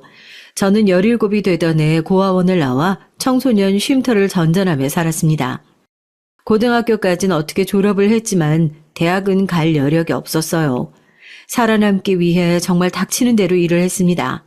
카페 알바, 고깃집 서빙, 편의점 포장 알바, 주방일, 웬만한 알바라는 알바는 다 해봤죠. 고졸인 저를 써주는 곳은 어차피 그런 곳들 뿐이었으니까요. 많이 힘들었죠? 남들 다 하는 일인데요, 뭐. 남들 다 하는 일이라도 더 열심히 하잖아요. 같이 일하면 그런 거 다 보여요. 남편은 함께 카페에서 일하던 대학생이었어요. 성격도 싹싹하고 부침성도 좋아서 친구들도 많았죠. 그래서 저에게도 다정한 줄 알았습니다. 대학생인 남편이 저 같은 고졸고아를 좋아할 리가 없다고 생각했거든요. 비가 많이 오던 어느 날이었습니다. 우산을 들고 오지 않아서 마감을 하고 카페 문 앞에 서서 발을 동동 구르고 있었죠. 뛰어가면 바로 앞에 슈퍼가 있었지만 우산 하나에 몇천 원씩 쓸 여유가 그때 저에겐 없었거든요. 이 비를 쫄딱 맞고 버스 정류장까지 뛰어가야 하나 말아야 하나 망설이고 있던 때에 제 위로 그림자가 하나 졌어요. 고개를 들어보니 남편이었습니다. 우산 안 들고 왔어요? 네, 비가 올 줄 모르고. 정류장까지 데려다 줄게요. 반대편이잖아요. 그리고 저 데려다 주고 가시면 막차가 끊길 텐데. 괜찮아요. 그런 호의는 받아본 적이 없는지라 제가 멀뚱히 남편 얼굴만 바라보고 있자 그는 한 번 더 웃으며 말했죠. 여기 혼자 두고 제가 어떻게 가요? 데려다 줄게요. 그렇게 저희는 연애가 시작됐습니다. 나중에 들어보니까 남편은 제가 남들보다 일찍 나와서 일을 하고 또 제일 늦게 퇴근하면서도 생색 한마디 없던 점이 마음이 쓰였대요. 그래서 저를 계속 지켜보다 보니 어느 순간 좋아하고 있다는 걸 알았다고 하더라고요. 내가 고등학교밖에 졸업 못한 고아라는 걸 알았는데도 내가 좋았어? 그게 뭐가 중요해? 난 너를 좋아하는 건데, 네 환경이 아니라. 남편은 정말 좋은 사람이었습니다. 저희는 그렇게 5년이라는 기간을 연애를 했어요. 다른 사람은 이쯤 연애하면 남자친구가 언제 프로포즈를 하나 기다린다고들 하는데 저는 그런 걸 기다려 본 적이 없어요. 남편과 연애를 하면서도 결혼을 생각해 본 적이 없었으니까요. 지금 생각해보면 제 환경에 대한 막연한 두려움과 저조차도 제 배경을 많이 부끄러워했던 것 같아요. 일부러 그랬던 건 아닌데 무의식 중에 제가 결혼 얘기를 피했던 것 같더라고요. 어느 날 남편이 물어왔습니다. 넌 나랑 결혼하기 싫어? 갑자기 그게 무슨 얘기야? 결혼 얘기만 나오면 자꾸 말을 돌리고 피하잖아. 내가 그랬어? 제가 그러고 있는진 저도 몰랐어요. 난 아직 결혼하기엔 이르지. 제가 또 말을 돌리려고 하자 남편이 말하더라고요. 뭐가 일러? 내 친구들 간 애들 이미 많은데 나는 너랑 할 거야, 결혼. 나랑 결혼이 왜 하고 싶은데? 더 좋은 사람 만날 수도 있잖아. 나한테 더 좋은 사람은 없어. 그리고 너만큼 좋은 사람 보지도 못했고. 난 고등학교밖에 졸업 못한 고아야. 그게 무슨 상관인데. 난 그냥 네가 좋아서 결혼하려는 것뿐인데. 편견을 가진 사람들이 싫었고 그 편견을 언제나 증오했지만 정작 그 편견에 갇혀 사는 건 오히려 저였더라고요. 남편과 긴 시간 연애를 하면서 한 번도 결혼할 생각조차 하지 못했던 저요. 하지만 저와 남편은 우리만 좋으면 그만이라고 해도 결혼은 다른 문제잖아요. 남편의 상황도 생각 안 할 수 없는 문제였습니다. 그냥 상황만 놓고 봐도 반대할 결혼인 게 너무나 뻔했죠. 남편은 외동아들이었습니다. 어머니가 나 가진다고 고생 많이 하셨대. 언젠가 그런 얘기를 들은 적이 있어요. 아이가 너무 안 가져져서 고생하다가 겨우 낳은 자식이라고. 그래서인지 부모님의 사랑을 참 많이 받고 자란 티가 나는 사람이었습니다. 매사에 긍정적이고 그늘없고 사람을 편견 없이 바라봐주고 사랑받으며 자라면 이런 사람이 되겠구나 느끼게 해줬던 사람이었어요. 그 부분이 좋았고 또 부럽기도 했고요. 그렇기에 더 반대할 결혼임이 뻔했습니다. 그런 생각을 하고 나니 덜컥 겁이 나더라고요. 물론 자라오며 제 환경에 대해 말하는 사람들을 수없이 만나봤고 또 그로 인한 차별도 셀 수 없을 만큼 받아봤죠. 그래서 이젠 그런 일에는 내성이 생길 대로 생겼다고 생각했어요. 하지만 사랑하는 사람의 부모님께 그런 일을 당한다면 내 배경 문제 때문에 내가 이 사람과 결혼을 할 수 없다면 그건 너무나 큰 상처가 될 것 같았거든요. 그래서 집에 빨리 인사를 가자는 그의 말에도 차일피일 미루기만 했습니다. 겁나서 그래?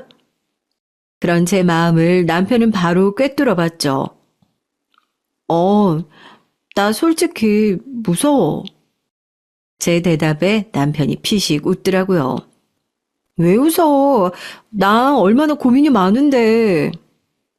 걱정하지 마. 다 아셔. 다 아시고 그게 무슨 상관이냐고 나랑 똑같이 말씀하셨어. 진짜? 진짜야? 몇 번을 되물었는지 몰라요. 그럴 리 없다고 생각했거든요. 남편은 몇 번이고 제가 물을 때마다 진짜라고 정말 좋으신 분들이라며 저를 안심시켰습니다. 물론 남편을 보면 그의 부모님의 성정이 어느 정도 보이긴 했죠. 정말 좋으신 분들일 거라고는 생각도 했고요. 하지만 마음 한켠에는 혹시 몰라 하는 마음을 안고 찾아갔습니다. 혹시나 싫어하는 기색이 보이더라도 절대 상처받지 말자고요.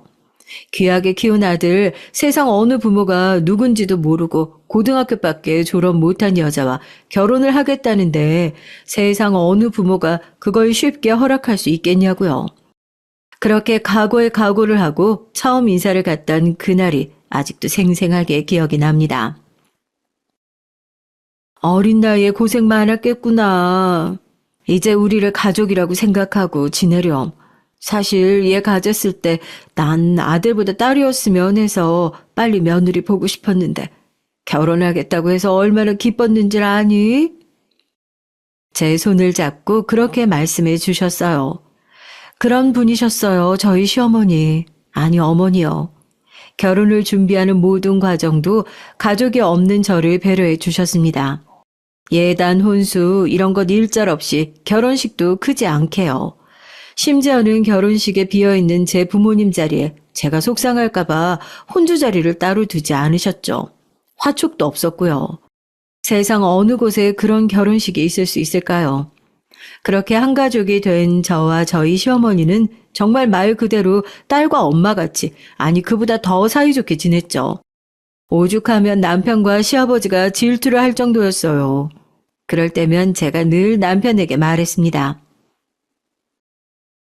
다음 생엔 내가 어머님 딸로 태어날 거야. 그럼 당신이랑 결혼하려면 난 우리 어머니 아들로 태어나면 안 되겠네? 다음 생에도 나랑 결혼하게? 그렇게 20년 가까이 흘렀네요.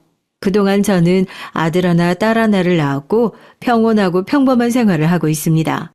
그리고 어머님과도 더없이 사이좋게 지냈고요. 정말 친엄마가 있다고 해도 이렇게 좋을까 싶을 만큼요.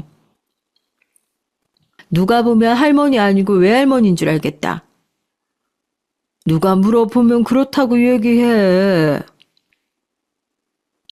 난 이제 포기했어. 가끔 장모님이라고 부르잖아. 나도 가끔은 네가 사위 같다.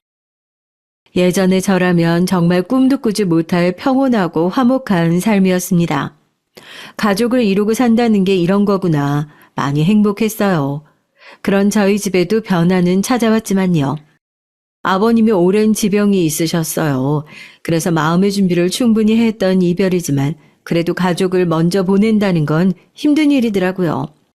장례식 날 어머님과 부둥켜 안고 엉엉 울면서 속으로 맹세 아닌 맹세를 했습니다.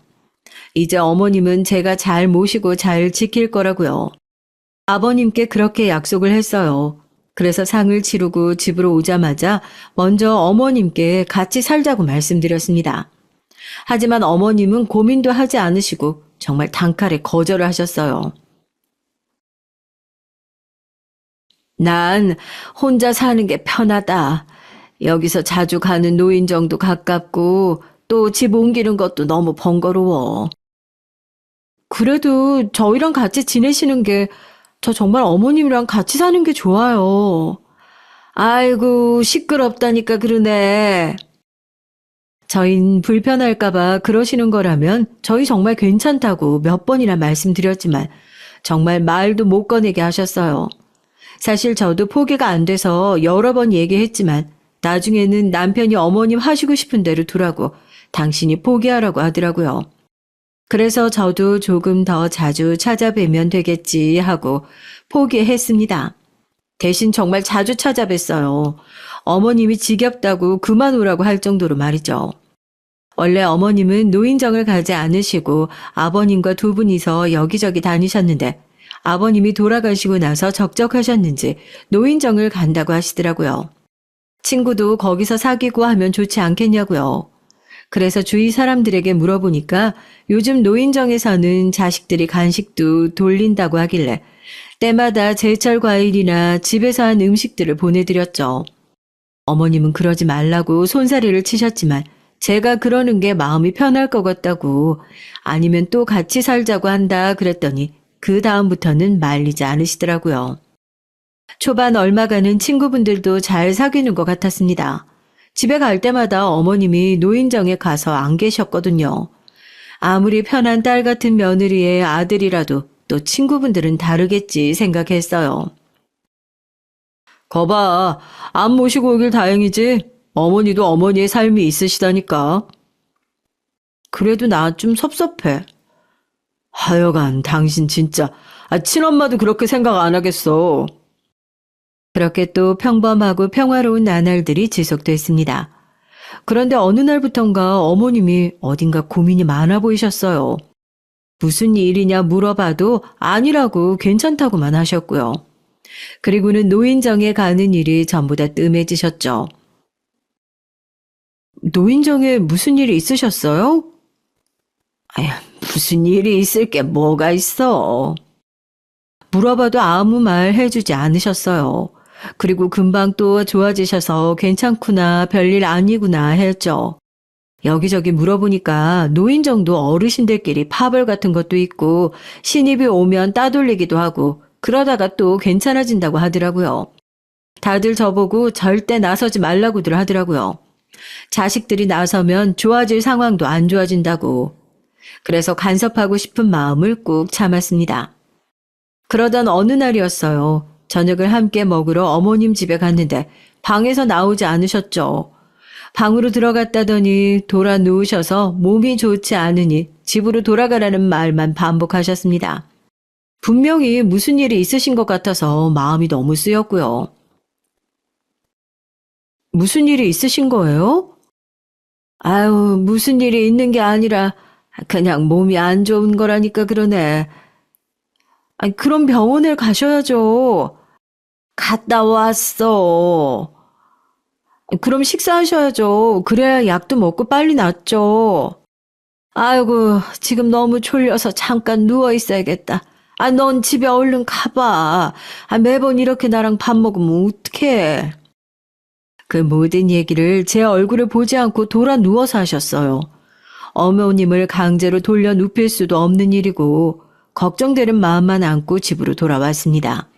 그리고 남편에게 말했어요.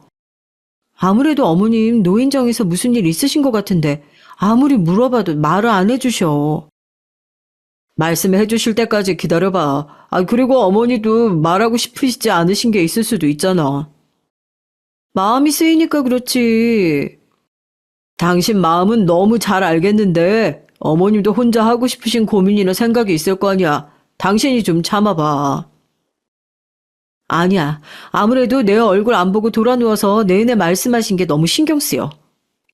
그래서 다음날 매번 하던 집으로 가겠다는 연락하지 않은 채 어머님 집으로 갔어요. 그리고 경악을 했죠. 거실에서 바닥을 쓸고 있는 어머님과 눈이 마주쳤는데 글쎄 어머님 눈에 시퍼렇게 멍이 들어있잖아요. 어머님, 이게 대체 무슨 일이에요? 아이고. 어머님은 얼른 얼굴을 가리셨지만 이미 다 본 상태였습니다. 바로 남편에게 전화를 해서 어머님 댁으로 남편을 불렀어요. 그리고 저희의 추궁이 시작됐습니다. 그냥 넘어갈 수 있는 문제가 아니잖아요. 어머님, 말씀해 주세요. 이런 모습 보고 저희가 어떻게 그냥 넘어가요? 넘어졌다니까 그러네. 아니, 말이 안 되잖아요. 어떻게 넘어지면 눈에 멍이 들어요. 이 지경이 되도록 말을 해주지 않는 어머님에 대해 화도 났어요. 그러면 안 되는데 말이죠. 그래서 저도 모르게 울컥 눈물이 났습니다. 제 눈물을 보고 그제야 어머님이 말해주기 시작하셨어요. 아휴, 노인정에 어떤 할매 하나랑 시비가 붙었는데, 그 할매가 주먹을 막 휘두르는 바람에 얼굴에 맞았어. 그 할매도 미안하다고 했고, 다 잘 해결됐으니까, 너무 신경 쓰지 말어. 아니, 이렇게 됐는데 어떻게 신경을 안 써요? 끝까지 신경 쓰지 말라는 어머니의 말을 들은 척 만척하며 집을 나왔습니다. 그리고 다음날 그 노인정에 갔어요. 그리고 저희 어머님 성함을 얘기하고 며느리라고 했더니 다들 서로 눈치를 보기 바쁘더라고요. 직감적으로 알았죠. 이거 그냥 단순한 시비가 아니었구나 하고 말이죠. 하지만 다 물어봐도 아무도 제대로 말을 해주지 않더라고요. 그래서 그 다음날부터 매일매일 노인정에 출근 도장 찍었습니다. 그러던 어느 날이었어요. 누구 며느리라고? 그 망할 할멈, 그 고아 며느리? 순간 귀를 의심하며 뒤를 돌아봤죠. 어떤 심술맞게 생긴 할머니 한 분이 저를 보면서 서 계시더라고요. 그리고는 저벅저벅 걸어와서 말했습니다. 여기는 왜? 뭐 나도 때리러 왔어? 어르신이세요? 저희 어머니 때린 게? 그래, 나다. 어쩔래? 그것 따지러 여기 왔어? 그거 할매가 맞을만 해서 맞은 건데 여기까지 찾아와서 이엠병을 떨어 왜? 저희 어머니가 어디서 맞을 만한 짓을 하실 분도 아니지만 그게 무슨 짓인지 드러나 보고 싶어서 왔는데요. 어른이 말하는데 따박따박 말대꾸는 아이고 역시 근본 없는 게 버릇도 없어. 그 말에 인상이 확 찌푸려졌어요. 정말 오랜만에 듣는 말이었습니다. 고와 근본 없다라는 말들이요. 잊고 산 지 오래고 이제 저도 나이를 먹을 만큼 먹어서 그런 말에는 더 이상 상처받지 않을 거라고 생각했는데 아니더라고요. 여전히 상처가 됐습니다. 그리고 그 전에 그 할머니를 보니까 알겠더라고요. 더더욱 저희 어머님은 아무 잘못이 없을 거라는 사실을요. 저희 어머님이 대체 뭘 그렇게 맞을 만큼 잘못을 하셨는데요. 정말 막말이 나가려던 걸 그래도 나보다 한참 나이 많은 어르신이니까 그리고 혹시나 어머님 얼굴에 먹칠을 할까 싶어서 이를 악물고 꾹 참았습니다. 그래도 어쨌든 이유는 알아야 했어요. 그래서 다시 한번 물었죠. 그랬더니 그 곽할머니라는 분이 팔을 걷어붙이며 말을 하더라고요. 저도 당장이라도 한 대 칠 것 같이 말이죠. 새로 들어온 주제에 자식이 준 간식이다 과일이다 하면서 유세나 떨고 그런 걸로 여기 노인장 할매 할배들 마음 사려고 하는 것도 꼴 같지 않은데 입만 열면 그놈의 우리 며느리 누가 보면 여기 사람들 며느리 없는 줄 알겠어. 누군 자랑을 못해서 안 하나 그리고 그 대단하고 잘난 며느리가 알고 보니까 고아라는데 얼마나 화가 나. 겨우 그런 며느리 그렇게 자랑이라고 떠들고 다닌 게. 그래서 고아 며느리 뭐가 그렇게 자랑이냐고 잘났다고 떠드냐고 했더니 날려들잖아. 그 할매가 먼저 나를 쳤다고. 역시 그랬어요. 저희 어머니가 괜히 그러실 분이 아닌데. 그리고 왜 저한테 이유를 절대 말하지 않으셨는지도 알게 됐습니다. 제가 이런 말을 들으면 상처를 받을까봐 그렇게 이유를 말씀하시지 않고 꽁꽁 숨기신 거였죠. 눈물이 날 것 같았습니다. 말을 그렇게 막 하시니까 그러신 거죠. 저희 어머니가 얼마나 경우가 바르신 분인데. 뭐? 내가 없는 말 했어? 제가 고아인 게 죄도 아닌데 그런 걸로 꼬투리 잡으신 게 잘못하신 거죠. 이거 어디서 대먹지 못하게 한참 어른한테 말대꾸를 하는 거며. 아이고 역시 근본도 없고. 어른 대접 받으시려면 어른답게 구셔야죠. 나이만 먹으면 어른인가요? 제 말에 곽할머니 눈에 순간 불꽃이 확 이는 것 같더라고요. 그리고 당장이라도 저를 때릴 기세로 다가오는 걸 주변 할머니들이 막아 세웠습니다. 아이고 곽씨 그만해. 아유 그리고 며느림도 이만 집으로 돌아가요. 아유 이러다 큰 싸움 나겠네. 아이고 놔봐 초년이.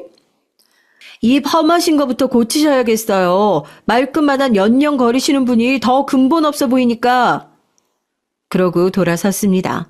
뒤로 곽할머니라는 분이 악을 쓰시는 게 들렸죠. 집으로 돌아오는 길에 저도 모르게 눈물이 났어요. 그런 말을 들은 어머님을 생각하니까 눈물이 나왔고 저를 감싸겠다고 저런 험상궂은 할머니한테 달려드신 어머니의 마음에도 눈물이 났죠. 집으로 돌아와 펑펑 우는 저를 남편이 안아주더라고요. 그리고 잊기로 했어요. 굳이 어머님에게 저도 아는 척해서 더 마음 아프게 해드리고 싶지 않았기 때문에 동의했고요. 하지만 그렇게 넘어가려고 했던 것도 그 곽할머니의 자식들 때문에 그렇게 할 수가 없게 돼버렸습니다. 노인정 기록부를 보고 저희 어머님 집에 찾아온 곽할머니 딸이 고래고래 소리를 지르며 저를 찾았거든요. 제가 마침 어머님 댁에 갔기에 망정이지 아니었으면 또 어머님 혼자 감내하셨을 걸 생각하면 아직도 아찔합니다. 그 엄마의 그 딸이라고 그 딸도 정말 경우라고는 없더라고요. 몰상식했고요. 당신이 딸이야? 아, 우리 엄마 찾아와서 지랄하냐니? 아, 곽할머니 따님분이세요? 근데 지랄이라뇨. 저는 맞는 말만 했는데. 맞는 말? 야, 어른 말에 따박따박 대들고 어른 대접받으려면 어른답게 행동하라 했다는 게 맞는 말이라고? 네, 맞는 말이잖아요. 그리고 그쪽도 지금 그쪽보다 훨씬 나이 많은 어르신 집에 와서 행패 부리고 있는 거 아닌가요? 뭐라는 거야? 야, 안 되겠네. 이러면서 제 머리채를 잡더라고요. 깍 하는 소리에 동네 사람들이 나오고 경찰 출동하고 나서야 잡고 있던 제 머리채를 놔줬습니다. 그 딸과 그 할머니는 이미 동네의 유명인사 같았어요. 자기 마음에 조금이라도 안 드는 게 있으며 행패 부리고 고래고래 소리 지르는 바람에 고성방가로 신고도 많이 들어간 전적이 있더라고요. 일단 저는 제 머리채를 잡은 걸 폭행 신고했습니다. 그리고 고소를 하기로 했고요. 그런 사람들은 그냥 넘어가주면 안 되겠더라고요.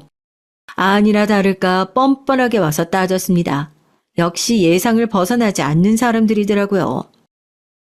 네가 우리 딸을 고소해? 이년이 진짜 뒤지려고. 저희 집 앞에 CCTV 있는데 괜찮으시겠어요? 제가 구석 한 곳을 가리키며 말하자 곽할머니가 멈칫하더라고요. 여기서 저 치시면 할머니도 고소할 거예요. 이게 보자니까 나도 저 할매한테 맞은 거 고소할 거야. 증거 없으시죠? 그리고 저희 어머니는 눈에 멍까지 드셨는데 저희도 그럼 그걸로 고소할게요. 제 말을 듣고도 한참을 분이 안 풀리는지 씩씩거리며 서 있던 곽할머니가 두고 보라는 말을 하고 돌아갔습니다. 평범하고 조용히 살던 저희 가족의 일상은 그때부터 달라졌죠. 곽할머니와 그 집 딸이 시도 때도 없이 와서 저희 가족을 괴롭히기 시작했기 때문이에요. 어느 날은 집 앞에 오물이 있기도 하고 어느 날은 우편물이 다 찢어져 있기도 하고 어느 날은 택배가 없어지기도 했고요. 매일 그렇게 저희 가족들을 괴롭혔습니다. 합의를 해달라고 새벽에 전화가 오는 건 아무것도 아니었어요. 그런 그들을 대처할 방법이 필요했습니다. 내가 좀 물어보니까 그 집 아줌마가 이혼하고 할머니랑 둘이 사는데 옆집, 윗집 이런 데도 맨날 뻑하면 시비 걸고 그런데 약간 화목하고 사이좋은 가족들 보면 더 시비 걸고 다닌다는데? 이것도 그런 것 같더라긴 하지만 딸의 말을 듣고 저도 여기저기 물어봤더니 아니나 다를까 그런 것 같더라고요. 괜히 자식이랑 사이좋은 어르신들을 보면 더 포악하게 구는 것 같았습니다. 한번 화를 내기 시작하면 너무 시끄러워지니까 노인정 다른 어르신들도 건들지 않는다고 말이죠. 며느님 앵간하면 합의해주고 치워요. 아이고 저 할머니랑 딸 진짜 보통 내기가 아니야. 아 똥이 무서워서 피하나? 더러워서 피하지. 그래 괜히 네가 고생한다. 아유 대충 합의해주고 말어. 하지만 저는 그럴 수 없었어요. 어머님 눈에 든 멍도 멍이지만 그렇게 봐준다고 다음에 그러지 않으리란 보장도 없고요. 그래서 방법을 강구했습니다. 처음에는 이해는이 눈에는 눈으로 나갔죠. 저희 집에 오물 묻히고 가면 저도 음식 쓰레기를 버리고 오고 저희 집 택배 훔쳐가면 저도 마찬가지로 그렇게 하고 그런 짓을 그대로 돌려줬어요. 그랬더니 정말 일주일도 참지 못하고 저희 집으로 찾아오더라고요. 아니, 이게 뭐 하는 짓이야? 제가 뭘요? 음식 쓰레기 버리고 가는 거, 우편물 찢어놓은 거 그만두지 못해? 그리고 택배는 돌려줘야지. 그게 얼마짜린데.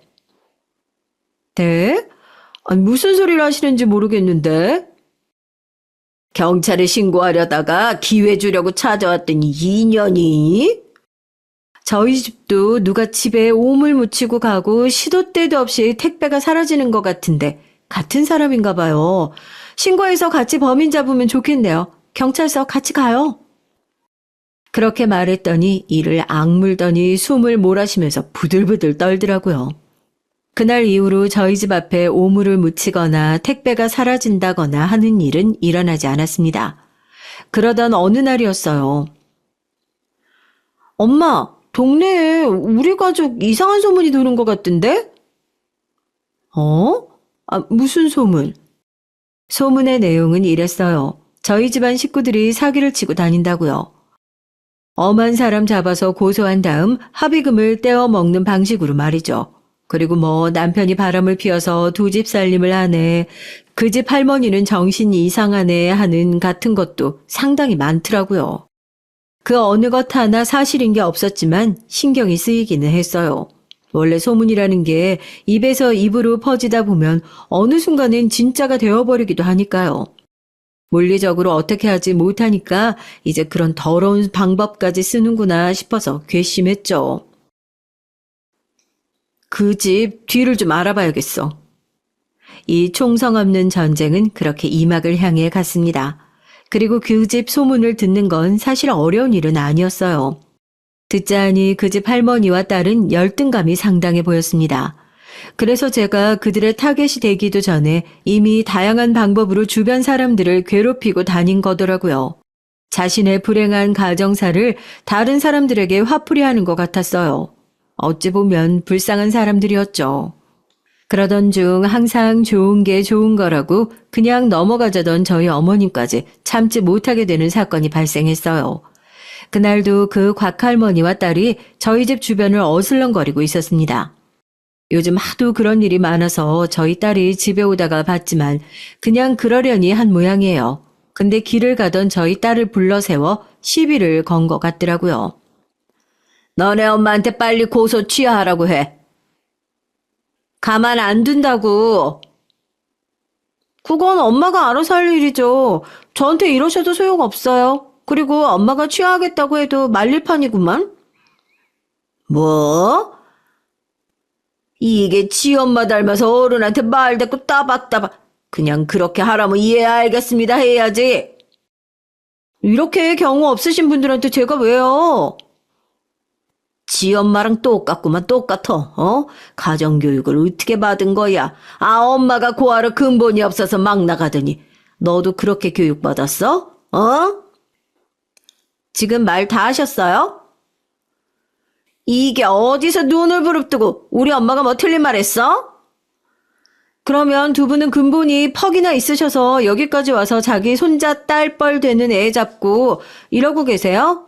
이렇게 경우도 없고 예의도 없으신 분들처럼 살 바에는 그냥 근본 없는 게 낫겠네요. 이게 진짜? 그리고 제 딸의 머리채를 잡은 모양이더라고요.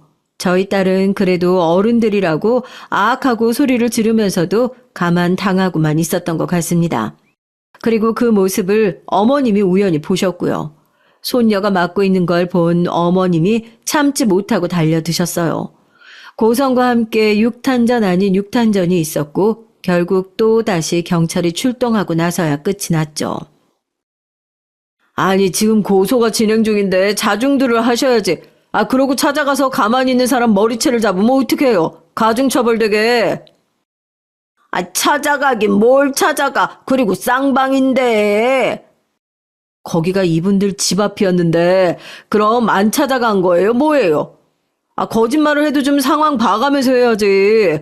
그리고 이 아가씨 머리채 먼저 잡았다고 주변 사람들이 다 증언했어요. 거기 눈이 몇 갠데. 그 사람들이 잘못 본 거라니까. 진짜 아까부터 자꾸 말도 안 되는 소리 하지 마시고 자꾸 이러면 오늘 경찰서에서 못 나가세요. 그제야 입을 다물었다고 하더라고요.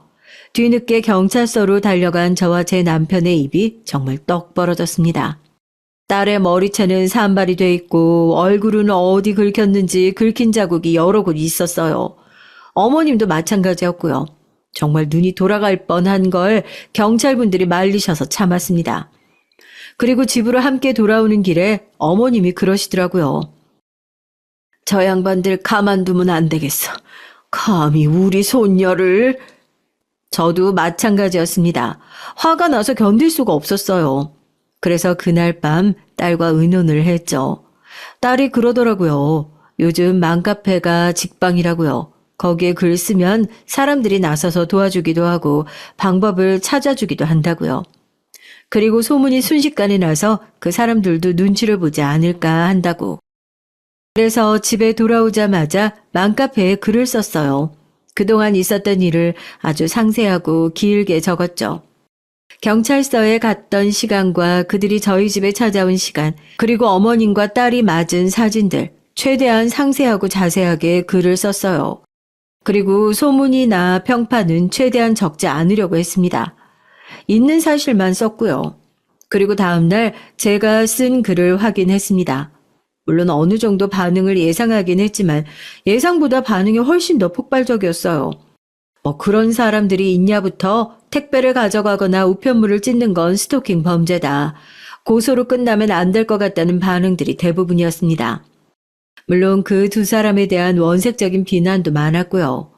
무엇보다 제 글의 신빙성을 더해준 건 그들이 그동안 동네에 하고 다닌 짓들 때문에 두 모녀의 악행을 아는 사람들이 많다는 것이었어요.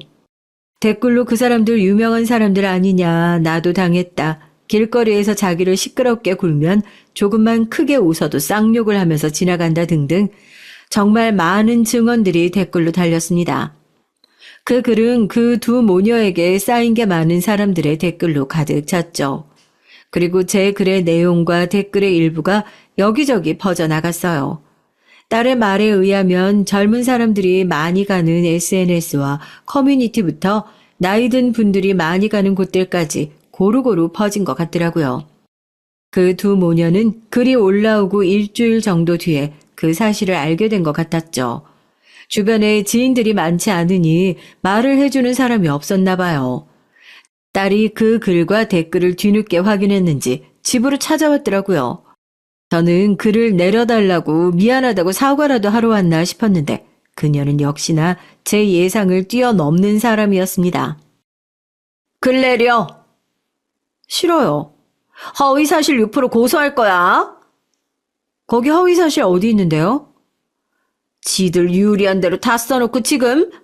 어디 가요? 저는 사실만 썼는데 그리고 거기 댓글 못 보셨어요? 당한 사람이 한둘이 아니던데? 그래서 안 지울 거란 말이지? 네, 안 지울 거예요. 그랬더니 한참을 노려보다가 가더라고요. 그리고 다음날 그 맘카페에 반박글이 올라왔습니다. 물론 대부분 거짓말이었어요. 그리고 자세한 내용도 아니었고요. 그냥 자기네가 억울하고 저희가 잘못했다는 말들이었죠. 저희 어머님이 먼저 시비를 걸어서 싸움이 났고 제가 그 집에 음식물 쓰레기를 먼저 버렸고 그리고 뭐 이상한 소문을 내서 자신들이 이렇게 음해를 받고 있다는 처음부터 끝까지 말도 안 되는 말들 뿐이었습니다.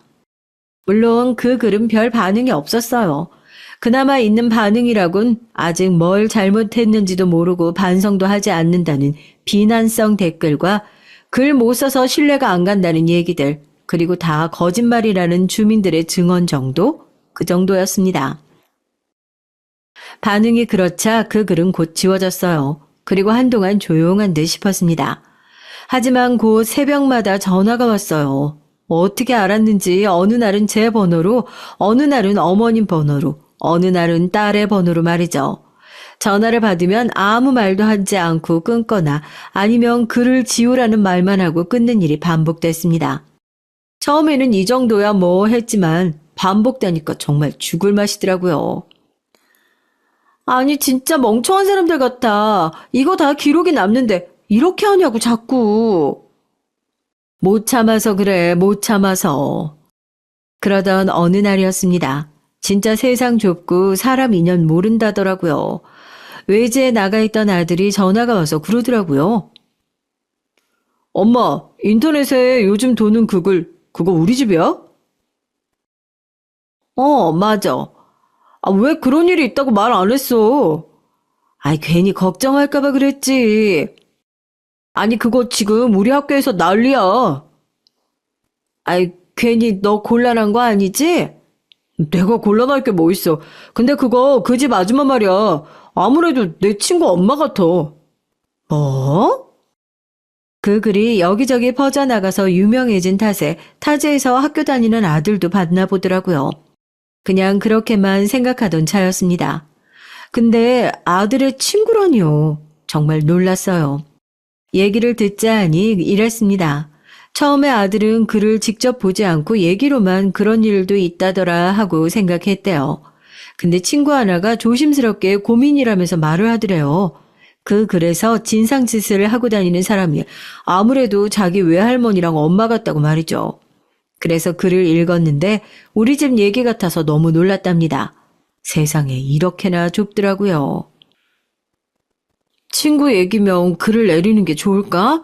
아들 생각은 어때? 그 친구 우리 집 갔다고 말했더니 너무 죄송하다고 전해달라고 그 글 내려달라고는 말 안 했어. 엄마 하고 싶은 대로 해. 그러면서 그 친구 얘기를 해주더라고요. 어린 시절 부모님이 이혼을 하고 아버지 밑에서 자랐답니다. 너무 어린 시절이기도 하고 아버지가 재혼을 하셔서 친엄마에 대한 생각은 하지 않고 살았는데 어느 날 자신의 외할머니라는 사람이 찾아와서 그때 위자료를 덜 받은 것 같다고 아버지에게 행패를 부려서 알게 됐대요. 이웃 주민들에게만 그러는 게 아니더라고요. 그리고 그날 밤 생각했습니다. 아무리 이제 인연이 없다고는 해도 그래도 아들의 친구의 엄마라니 마음이 안 쓰이는 게 아니더라고요. 그래서 딸과 상의 끝에 글을 지우기로 했죠. 그런데 글을 지우고 얼마 되지 않아 고소장이 날아왔어요. 대체 뭘 고소한 건가 싶어서 봤더니 명예훼손으로 저와 저희 가족을 고소를 했더라고요. 아니 사실만 있는데 무슨 고소인가 싶어서 알아보니까 사실을 적시해도 명예훼손죄가 성립이 된다고 하더라고요. 진짜 우리나라 법이란 길고 지리한 싸움이 시작되나 싶어서 골치가 아파지던 그때 방송국에서 저희 집 얘기를 취재를 한다고 들었죠. 그 동네의 피해자들이 우르르 댓글을 단 게 영향을 많이 준 것 같더라고요. 동네의 무법자라는 제목으로 말이죠. 그 얘기를 그 사람들도 들었는지 또 한 번 집으로 따지러 왔습니다. 정말 한순간도 지치지 않는 사람들이었어요. 당신 때문에 이게 뭐야? 그때 적당히 사과하고 넘어갔으면 일이 이렇게 커질 일도 없잖아. 사과할 일도 아니었지만 적당히 한다고 해서 넘어갈 사람들 절대 아니었습니다. 또 고래고래 소리를 지르는 곽할머니 딸에게 저희 딸이 또 경찰 부를까요? 아님 취재하신다는 기자님들 부를까요? 했더니 씩씩거리면서 돌아가더라고요. 취재를 하신다는 분들은 저희 집에도 오셨어요. 그래서 최대한 사실만을 전달했습니다. 더하지 않고요. 물론 더 안 좋게 얘기할 수도 있었지만 아들의 친구 엄마라는 말을 듣고 나니까 그럴 수는 또 없겠더라고요. 방송국 카메라를 쳤다, 아니다, 피드도 때려서 경찰서 갔다더라 라는 온갖 소문들이 난무하고 있던 때 그 방송이 나갔습니다. 내용은 온 동네를 누비며 주민들에게 피해를 주는 곽할머니와 그 딸은 어쩌다 그렇게 됐는지에 대한 내용이었어요. 저희 말고도 이미 수십 건의 신고가 들어가 있었어요. 노인정에서 저희 어머니에게 폭력을 행사할 때만 해도 일이 이 정도로 커질 줄은 몰랐을 겁니다. 저도 그랬고요. 이제 동네뿐 아니라 세상 사람들 모두가 그 모녀를 욕했죠. 아무리 과거사가 복잡하고 현재가 불행해도 남에게 그 정도 피해를 끼치면 안 되는 게 당연한 거니까요. 방송이 나가고 곽할머니가 폭발했습니다. 평소에도 그렇긴 하지만 이번엔 정말 그 눈빛부터가 달랐어요. 띵동 하는 소리에 나가보니 굉장히 험악한 표정을 한 곽할머니가 저를 밀고 저희 집 안으로 들어왔습니다.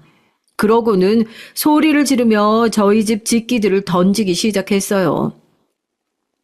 이년 내가 니년 죽이고 지옥을 가더라도 죽이고 말 거다. 이러시면 저도 정말 못 참아요. 니년이 뭘 참았다고 못 참았다 지랄이야. 하도 시끄럽게 소리를 지르면서 그릇이다 화분이다 다 집어던지는 바람에 주변 집에서도 무슨 일인가 싶어 나와서 저희 집안을 힐끔거렸습니다. 정말 제어가 안 됐어요. 멍하니 보고 있는데 딸이 그 사이에 경찰에 신고한 것 같더라고요. 마침 집에는 저랑 딸밖에 없었거든요. 곧이어 곽할머니 딸이 왔습니다. 엄마를 말리러 왔나 싶었는데 아니었어요. 그냥 보고만 있다가 중간중간 거들기까지 하더라고요. 이번에도 경찰이 와야 끝나려나 하는데 이번에는 경찰보다 다른 사람이 왔습니다. 정말 의외의 인물이었어요. 이게 다 무슨 일이야?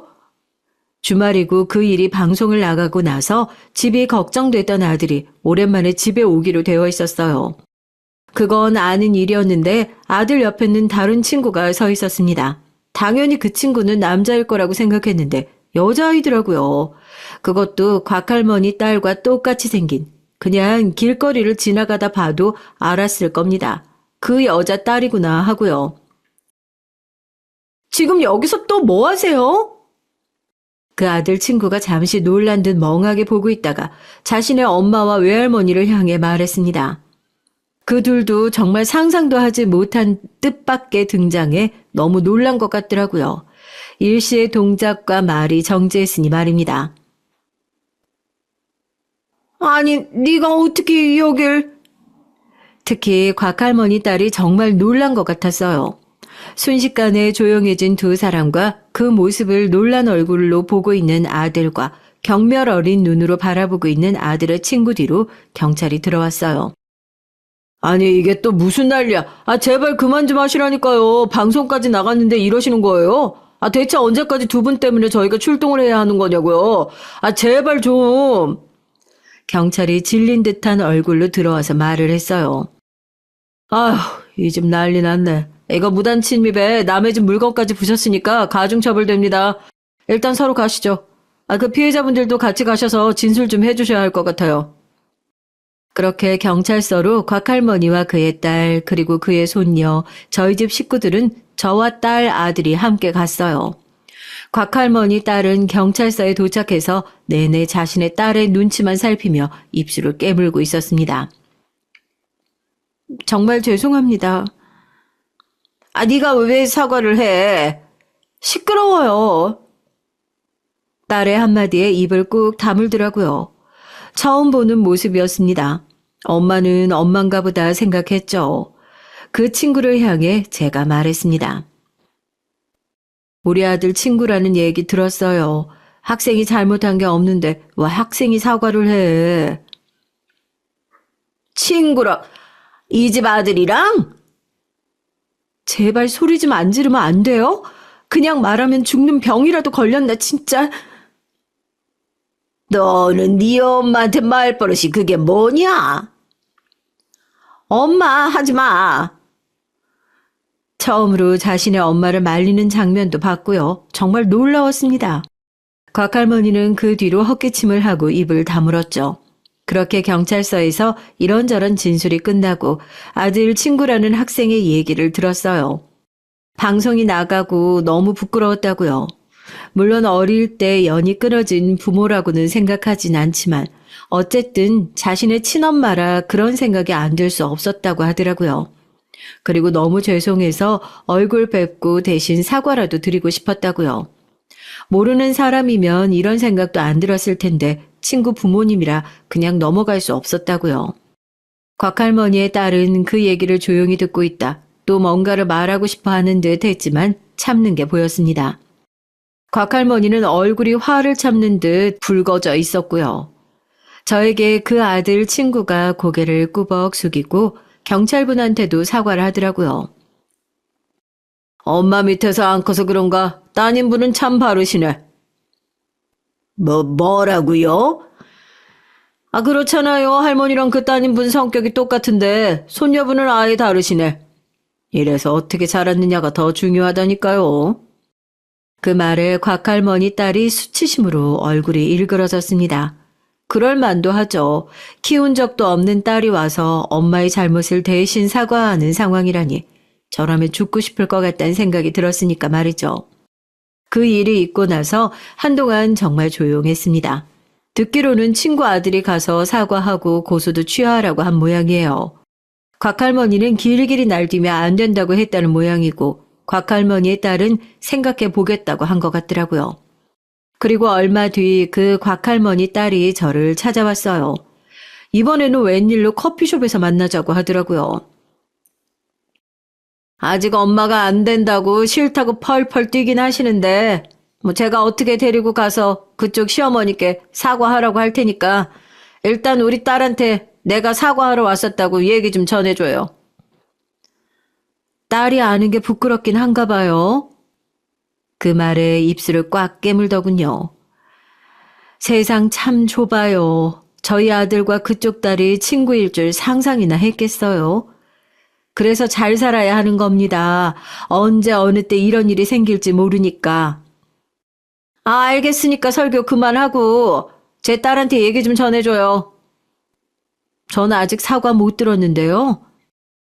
제 그 말에 한참을 앉아서 분을 삭히는 것 같더니 한숨을 쉬고는 말을 하더라고요.